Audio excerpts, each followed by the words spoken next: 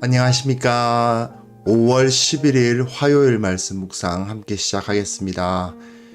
오늘도 하나님께서 주시는 은혜를 간구합니다. 주님께서 말씀으로 우리를 변화시키시고 감동시키시고 주님을 더욱더 사랑하게 하는 그런 역사가 일어났으면 좋겠습니다.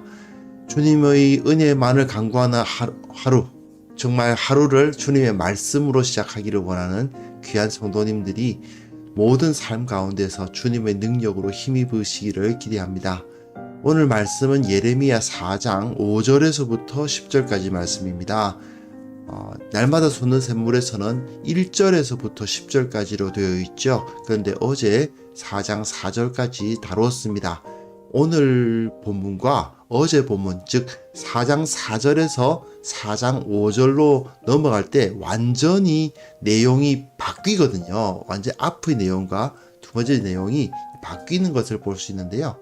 그래서 오늘 본문은 장은 이제 4장 1절부터 시작하도록 장은 그렇게 나누어져 있습니다만은 내용을 분석해 보면 오늘 본문 이제 4장 5절부터 새로운 본문이 나오기 때문에 오늘은 5절부터 10절 그렇게 길지 않습니다. 이 본문을 다루도록 하겠습니다. 그런 말씀을 함께 보고 난 후에 그 내용을 한번 다뤄보도록 하겠습니다.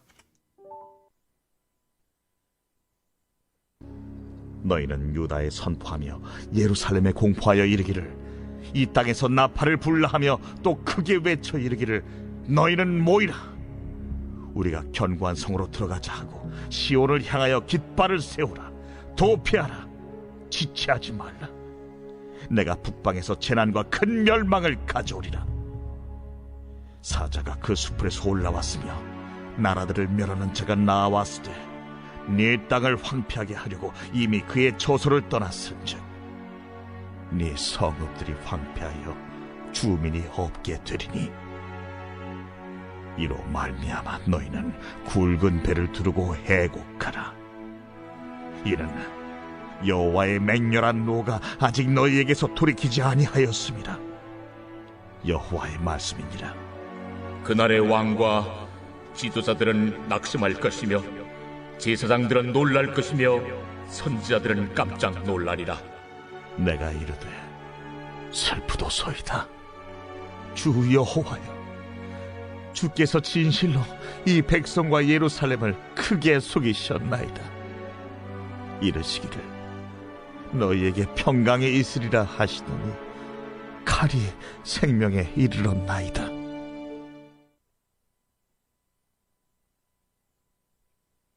네, 오늘 본문부터 조금 예레미야 하면 떠오르는 내용이 이제 나타납니다. 물론 앞에서도 마찬가지입니다만은 예레미야서를 읽어보면 어떻게 이렇게 죽는다 망한다 소리만 계속 할 수 있을까 싶을 그런 느낌을 받을 때가 있죠. 읽다 보면 답답해지는 경우가 있습니다. 아무래도 이 예레미야서가 가지고 있는 이 시대적 상황이 좀 그런 것도 있고, 아무래도 예레미야 선지자, 눈물의 선지자, 이제 그 멸망해가는 자기 민족을 바라보는 선지자의 그 느낌을 받게 되죠. 2장부터 24장까지 임박한 심판에 대해서 다루는 것 중에서도 오늘 본문은 이제 심판을 선언하는 것이 이제 시작되는 겁니다. 4장 5절, 그러니까 오늘 본문이죠. 이 시작이 이제 하나님의 심판이 선언되는 부분입니다. 그런데 이 심판, 하나님의 심판은 온전히 이루어진다. 그 이야기를 하는데 그 가운데 물론 계속 심판 선언만 계속 이어지는 건 아니고 여기서 하나님과 대화도 하고요. 예레미야가 어떻게 이러실 수 있습니까? 막 이렇게 탄식하면 하나님이 그에 대해서 내가 이러는 이유가 뭔 줄 알아? 이렇게 막 이야기도 하시고 뭐 그런 내용이 계속 이어지는데, 근데 여기서 굉장히 중요한 이 전체를 이제 4장 5절부터 6장 30절까지 전체를 꿰뚫는 메시지가 있어요. 그게 뭐냐 하면 전체에 계속해서 반복되는 메시지가 있는데 그게 바로 뭐냐 하면 유다가 바벨론에게 망한 게 아니라는 거예요. 유다는 분명히 바벨론에게 망했죠. 북이스라엘은 아수르에게 망했고 남유다는 바벨론에게 망했습니다. 그러나 진짜 유다를 치시는 것은 하나님이지 바벨론이 아니었다는 겁니다. 하나님이 유다를 치시고 하나님이 예루살렘을 멸망시키신 거지 바벨론이 유다보다 더 강해서 하나님이 바벨론을 막을 수가 없어서 유다가 망한 것이 아니다 이거죠. 이게 바로 이 가운데 계속해서 반복되는 그리고 굉장히 중요한 테마로 제시되는 메시지입니다. 이것을 우리가 분명하게 보아야만 됩니다. 자, 너희는 유다에 선포하며 예루살렘에 공포하여 이르기를 어제 본문까지는 분명히 이스라엘이라는 말이 많이 나왔거든요. 이스라엘은 북왕국 이스라엘을 나타내는 것을 생각할 수 있겠죠. 아무래도 12지파 그러니까 남왕국과 북왕국을 다 합친 것도 이스라엘이라고 부르지만 북왕국 이스라엘을 말할 때 주로 이스라엘 그렇게 말하고 남왕국을 말할 때는 유다, 예루살렘 이렇게 이야기하지 않겠습니까? 그런데 이제 유다와 예루살렘에게 공포하라. 북왕국은 이미 망했습니다. 예레미야가 사역을 시작할 그때쯤에 거의 100년 전에 망했어요. 그런 상황에 있었는데 그러니까 그들은 어떻게 생각하겠어요? 하나님의 은혜를 받지 못해서 이 유다 사람들이 볼 때는 말입니다. 저들이 하나님의 은혜를 받지 못해서 이렇게 망했다. 우리는 어떻습니까? 우리는 저 성전이 있지 않는가? 솔로몬이 지은 성전에서 예배를 드리고 저들처럼 저렇게 금송아지 숭배하지 않고 성전에서 예배를 드리고 있고 또 여러 가지로 이제 이 예루살렘 성은 다윗의 성이고 그러니까 우리는 괜찮다 이렇게 생각하고 있었단 말입니다. 북이스라엘은 망할지언정 이 예루살렘 성전이 있는 이 유다는 망하지 않을 것이다. 이것이 이 당시 사람들의 생각이죠. 당연히. 그런데 이런 말이 벌어집니다. 이 땅에서 나팔을 불라. 이 땅이 어디겠어요? 예, 유다 땅입니다. 유다 땅은 망하지 않아야 돼요. 왜요? 하나님의 땅이니까. 그런데 나팔을 불라. 크게 외쳐 이르기를 너희는 모이라. 우리가 견고한 성으로 들어가자. 왜요? 적이 쳐들어오니까 견고한 성으로 들어가서 방비를 해야 된다 이겁니다. 시온을 향하여 시온이 어디겠어요? 예루살렘을 말하는 다른 말이죠. 시온이 이제 예루살렘이죠. 시온을 향하여 깃발을 세우라. 도피하라. 지체하지 말라. 내가 하나님이 북방에서 재난과 큰 멸망을 가져오리라. 여기서 매우 중요한 표현이 바로 나타나죠. 처음부터 나타나는 겁니다. 하나님이 북방에서 이 재난과 큰 멸망을 가져오십니다. 시온을 향하여 깃발을 세우라. 물론 시온성, 그러니까 예루살렘 성으로 모여들어라. 예루살렘 성에 들어가서 방비하자. 그 이야기이기도 하지만 시온을 향하여 깃발을 세우라. 이 표현을 통해서 그 타겟이 하나님의 공격의 타겟이 시온을 향하는 것 아니냐라는 느낌을 받게까지 만들지 않습니까? 그 무엇보다도 하나님이 북방에서 재난과 큰 멸망을 가져오신다. 하나님이 이 멸망을 주도하신다. 이게 이 예레미야서에서 매우 중요한 그 메시지죠. 사자가 그 숲풀에서 올라왔으며 이 라이언, 이 사자의 이미지는 정말 여기서 사용되기에 가장 적절한 이미지라고 할 수 있습니다. 사자는 주로 하나님의 영광을 나타낼 때도 많이 사용되었던 이미지죠. 강력한 모든 그 동물의 왕 이렇게 불리지 않습니까? 그러니까 강력한 힘 그런 것을 나타낼 때 사자가 많이 등장하기도 하고 또 아주 잔인하고 그죠? 맹렬하고 이제 뭐랄까 그 자비심 없는 그런 동물을 나타낼 때에도 사자죠. 예. 하나님의 영광의 능력을 나타낼 때도 사자가 나타나지만 또 아주 그냥 자비 없이 그냥 폭력적인 그런 대상을 나타낼 때도 사자가 사용되는데 이 두 개가 한꺼번에 조인이 되어 있습니다. 한꺼번에 딱 만나서 사용되고 있습니다. 하나님이 바벨론을 끌고 와서 유다를 치죠. 예, 하나님의 영광과 바벨론의 잔악함이 그대로 하나의 그림, 이 사자의 그림 위에 딱 들어섭니다. 사자가 그 수풀에서 올라왔으며 나라들을 멸하는 자가 나왔으되 이 나라들을 멸하는 자가 누구겠어요? 바벨론일 수도 있고 그러나 본질적으로는 하나님이시다. 너의 땅을 황폐하게 하려고 이미 그의 처소를 떠났은즉 내 성읍들이 황폐하여 주민이 없게 되리니. 네, 하나님의 처소를 떠나사 그 땅, 유다의 땅을 황폐하려고 하십니다. 바벨론이 하나님이 됩니다. 이게 이 예레미야서에서 이제 끝까지 나가면 계속 나오면서 생기는 아이러니예요.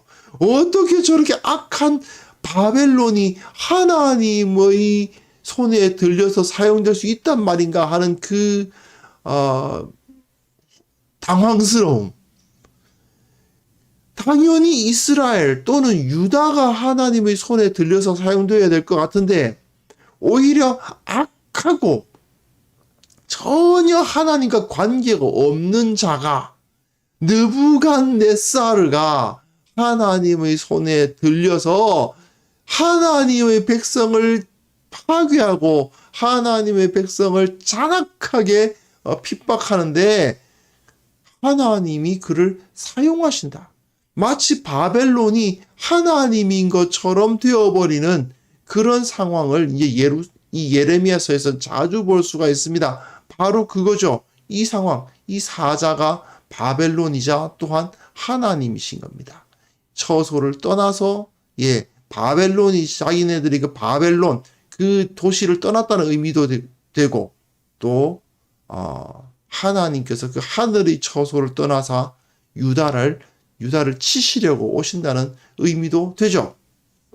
그러니까 너희는 굵은 배를 두르고 애곡하라. 이는 여호와의 맹렬한 노가 아직 너희에게서 돌이키지 아니하였음이라.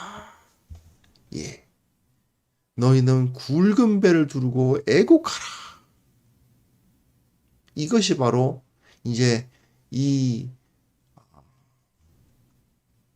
예레미야서에서 계속 나온 예레미야의 태도입니다.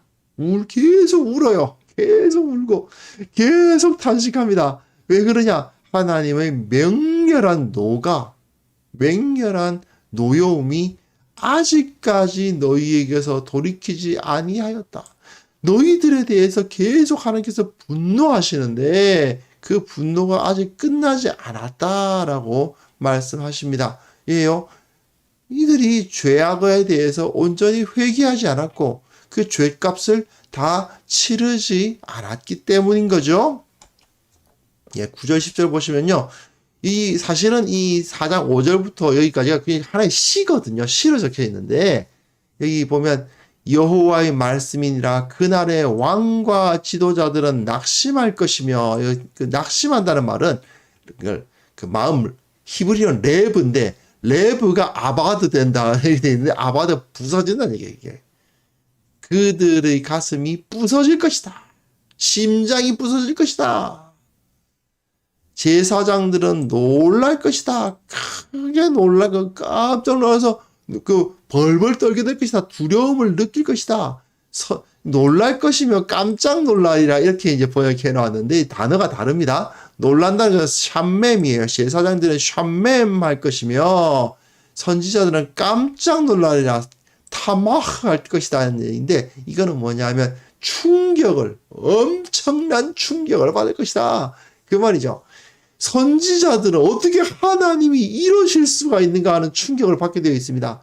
제사장들은 하나님은 제사를 받으시고 죄를 용서해 주시는 분이시잖아요. 제사장들의 입장에서는 왕과 지도자들의 입장에서는 하나님은 자기네들 앞에 나서서 싸워주시는 분이에요. 정치 지도자들 앞에서는. 정치 지도자들에게서 하나님은 그 힘으로서 적을 자기들과 함께 싸워주시는 분이고 승리하게 하시는 분이고, 제사장들은 죄악을 용서해 주시는 분이고, 선지자는 하나님은 평화로다 평화로다 샬롬이라 샬롬이라, 그죠? 평안하다 평안하다 그렇게 해왔단 말이에요. 왜? 하나님이 여기를 다스리시니까 이곳에는 평안이 있다 평안이 있다 이렇게 외쳐왔단 말입니다. 그런데 제사장들은 놀라고, 지도자들은 낙심하고, 선지자들은 깜짝 놀란다, 충격을 받는다. 예, 하나님께서 오히려 대적편에 서셔서, 그죠? 하나님이 우리 편이 아니고 하나님이 바벨론 편이 되셔가지고 우리를 치시고, 하나님이 이 유다에게 분노를 쏟으시니 정말 놀라운 일이죠. 그래서 10절이 이제 예레미야의 말인데, 슬프도소이다라고 번역해 놨는데, 사실 슬프도소이다 이렇게 번역해 놓은 건 조금 마음에 안 들어요. 저는요. 물론 뭐 번역 저보다 더 정말 성경 사랑하시는 분들이 번역하시긴 했는데, 왜냐면 이게 그 히브리어 그냥 아하예요. 아하. 그냥 감탄사예요. 슬프도소이다. 너무 길잖아요. 그냥 가슴을 찢는 듯한 탄식이 그냥 그 히브리어에 보면 이게 그냥 탄식이에요. 탄식. 주 여호와여, 주께서 진실로 이 백성과 예루살렘, 사실 이 백성과 예루살렘을 이건 이제 목적어라서 뒤에 붙고요. 주께서 차라리, 그래서 저는 조금 이제 번역을 이렇게 했으면 더 좋았을 것 싶은 생각이 들어요. 주께서 진실로를 뒤로 빼고, 주께서 이 백성과 예루살렘을 진실로 크게 속이셨나이다. 진실로 크게 속이셨나이다. 이렇게 번역했더라면 조금 더 이 느낌이 강하게 와닿지 않았을까 하는데, 진실로 크게 속이셨나이다. 아켄 하세라. 하세타, 하세라는 단어가 이제 속이셨다는 말이거든요. 속였다는 말이거든요. 진짜, 진짜로 속이셨습니다. 크게 속이셨나이다. 이렇게 번역하는데, 그러니까 히브리어에서는 뭔가를 강조할 때 똑같은 단어를 두 번 반복해요. 그러다 보니까 이제 속이셨습니다. 이게 크게 속이셨나이다. 이렇게 번역해 놓았는데, 근데 요건 그 시니까 시적으로 보면 지금 이게 뭐냐면, 예레미야가 그냥 막 가슴을 치서 어떻게 이럴 수가, 이런 표현이죠. 하나님 어떻게 이러실 수가 있습니까? 진짜 하나님이 속이셨어요 이렇게 표현하는 거죠. 그냥 하나님이 어떻게 이럴 수가, 이런 느낌이 딱 들도록 이게 써놓은 거죠. 하켄 하세타 이러면서 속이셨잖아요. 이러실 수가 있나요? 이렇게 하나님 어떻게 이러실 수가 있습니까? 이렇게 이야기를 하는 거죠. 예레미야는 사실 이 유다에게 계속 심판을 선포하지만 사실 하나님 편도 아니에요. 하나님이 어떻게 이러실 수가 있냐면서 막 그냥 펄펄 뛰면서 어떻게 자기 백성에게 이러실 수가 있느냐라고 막 말하고 이렇게 하는 부분들이 있죠. 이러시기를, 하나님께서 말씀하시기를 너희에게 평강이 있으리라 하셨지 않습니까? 예, 사실은 이게 거짓 선지자들이 전한 말씀입니다. 사실은 그때 여러 하나님의 영이 함께 하지 않았던 선지자들이 그냥 우리에게는 저 예루살렘 성전이 있다. 솔로몬이 지은 저 성전이 있다. 저 성전에 하나님이 우리를 지켜주실 것이다 라고만 이야기하고, 정작 자기들이 하나님 앞에 거역하고 범죄하고 우상을 숭배했던 그 모든 역사들은 생각하지 않는 거죠. 결국 칼이 생명에 이르렀나이다. 칼이 생명에 우리의 생명에 칼이 닿았다. 우리의 생명에, 우리의 심장에 칼이 닿았다. 이렇게 표현하면서 탄식하고 있습니다. 이 부분이 그러니까 하나의 굉장히 감정이 엄청나게 실린 부분이에요. 그래서 그냥 이 예레미야가 그냥 눈물을 펑펑 쏟는, 또는 이제 하나님 앞에 그냥 따지듯이 어떻게 이러실 수가 있습니까? 이렇게 말하는 그런 느낌을 받게 만듭니다. 하지만 결국 이거죠. 너희에게 평강이 있으리라. 이것이 거짓이었던 겁니다. 결국 예레미야 같은 반응이 사실 하나님을 심판할 경험하게 되면 이렇게 반응하게 되죠. 하나님이 어떻게 이러실 수가 있는가?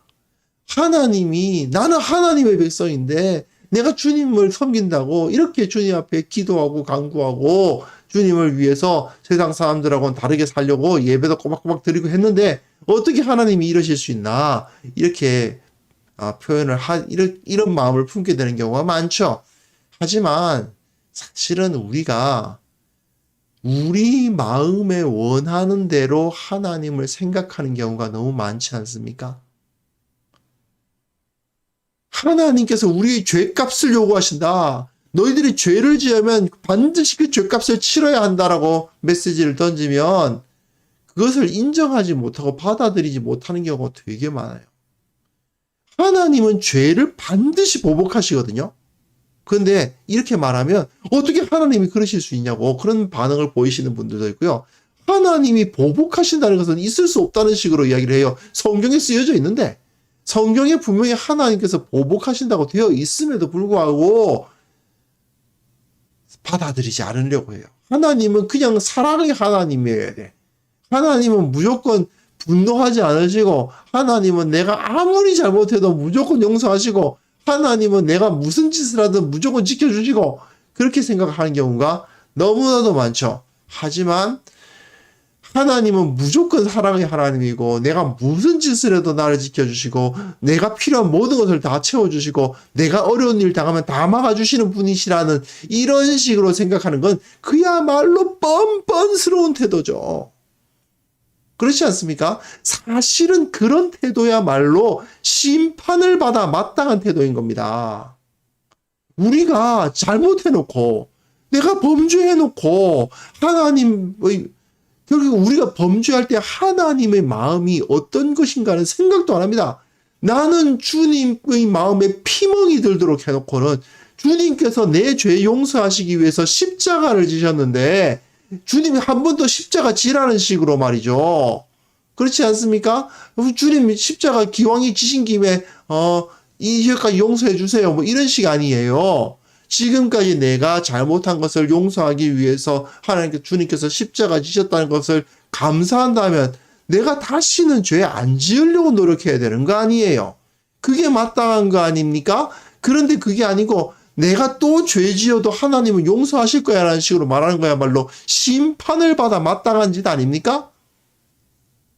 그렇죠. 그게 정말 용서받지 못할 생각인 겁니다. 그런데도 불구하고 하나님은 무조건 사랑의 하나님이고 하나님은 나를 지켜주시는 하나님이고 내 필요한 것을 채워주시는 분이고 이렇게만 생각해 오는 것이 얼마나 악랄합니까?